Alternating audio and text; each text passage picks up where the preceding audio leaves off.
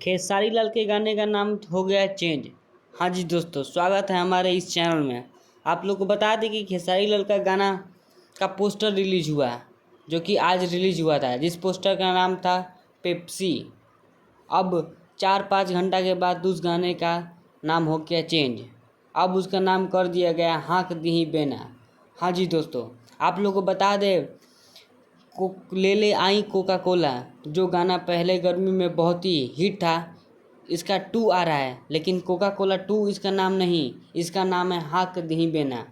और बता दें कि इस गाने को लिखे हैं कृष्णा बेदर्दी और म्यूजिक दिए हैं आर्या शर्मा, और साथ में गाई है शिल्पी राज और खेसारी लाल यादव। ले ले आई कोका कोला शिल्पी राज के साथ बहुत ही हिट आया, ये भी गाना बहुत ही हिट आएगा। नया गाना आने वाला है खेसारी लाल यादव का, गर्मी में बहुत ही ब्लास्ट गाना होने वाला है ये कोका कोला 2, माने कि हाँक दी बेना। पहले इसका पोस्टर आता है पेप्सी, फिर उसके बाद चेंज करके कर दिया जाता है हाँक दी बेना। हाँ जी दोस्तों, और खेसारी लाल अपने इंस्टाग्राम पेज पे ये लिखते हुए भी डालते हैं कि पोस्टर तनी चेंज हो गई है, ठीक है। तो बता दें कि ये गाना बहुत ही जल्द रिलीज हो जाएगा।